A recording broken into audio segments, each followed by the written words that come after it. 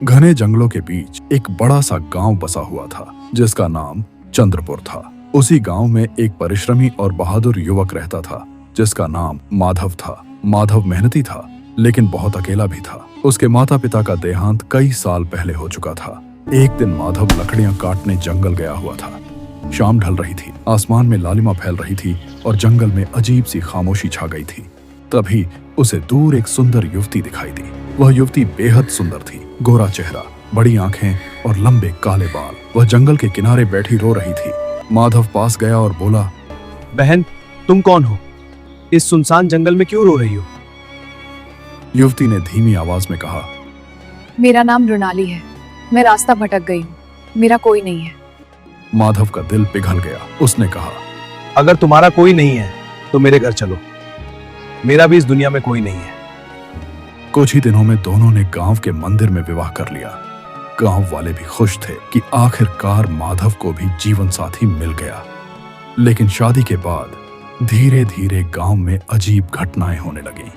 कभी किसी का बकरा गायब हो जाता, कभी मुर्गियां मिलती ही नहीं। लोग सोचते कि शायद कोई जंगली जानवर गांव के आसपास घूम रहा है, पर किसी को असली कारण नहीं पता था। मृणाली दिन में बहुत शांत और प्यार करने वाली पत्नी थी। वह माधव का बहुत ध्यान रखती, लेकिन रात होते ही वह अक्सर माधव से कहती, सुनो, मुझे बाहर थोड़ी हवा खाने जाना है। आप सो जाइए, मैं थोड़ी देर में आ जाऊंगी।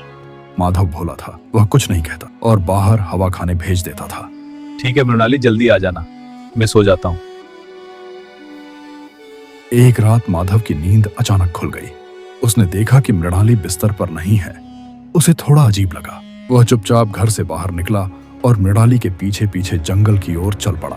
जंगल में चांदनी फैली हुई थी। पेड़ों की लंबी परछाइयां जमीन पर हिल रही थीं।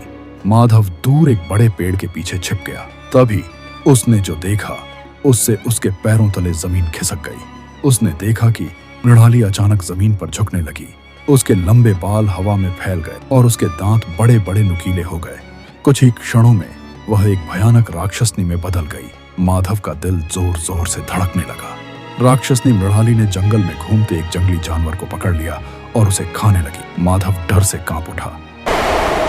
उसे समझ आ गया कि उसकी पत्नी कोई साधारण स्त्री नहीं बल्कि एक राक्षसनी है। वह धीरे धीरे पीछे हटने लगा ताकि उसे पता न चले। अगले दिन माधव बहुत चुप था। मृणाली ने पूछा, क्या हुआ? तुम इतने परेशान क्यों हो? माधव क्या ने हुआ? झूठ तुम बोला। ठीक तो हो? कुछ नहीं, बस तबीयत ठीक नहीं है। क्यों? डॉक्टर को दिखाऊं? नहीं पगली, परेशान मत हो। लेकिन उसका डर बढ़ता जा रहा था। कुछ दिनों बाद गांव में फिर एक आदमी गायब हो गया। गांव वाले डर गए। एक रात माधव ने हिम्मत करके गांव के बुजुर्गों को सब सच बता दिया। मेरी पत्नी राक्षसी है, वो ही लड़के और जानवरों को खा रही हैं। पहले तो किसी को विश्वास नहीं हुआ, लेकिन जब माधव उन्हें रात में जंगल के पास ले गया तब सबने अपनी आंखों से वह डरावना दृश्य देख लिया। मृणाली फिर से राक्षसनी बन चुकी थी। गांव वाले भय से कांप उठे। एक बूढ़े व्यक्ति ने कांपती आवाज में कहा, ये कोई साधारण राक्षसनी नहीं है।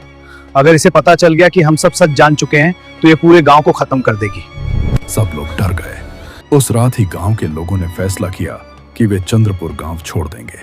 सुबह होने से पहले ही सब लोग अपना सामान लेकर चुपचाप वहां से चले गए। माधव भी भारी मन से गांव छोड़कर चला गया। जब सूरज उगा और मृणाली ने देखा कि पूरा गांव खाली है तो वह जोर जोर से चिल्लाने लगी। लेकिन तब तक बहुत देर हो चुकी थी। धीरे धीरे जंगल ने उस गांव को अपने अंदर समेट लिया। कई साल बाद भी लोग कहते थे, चंद्रपुर के खंडारों में रात के समय एक सुंदर स्त्री दिखाई देती है। और जैसे ही कोई पास जाता है वह भयानक राक्षसनी बन जाती है। यह कहानी हमें सिखाती है कि हर चमकती चीज सोना नहीं होती। कभी कभी सबसे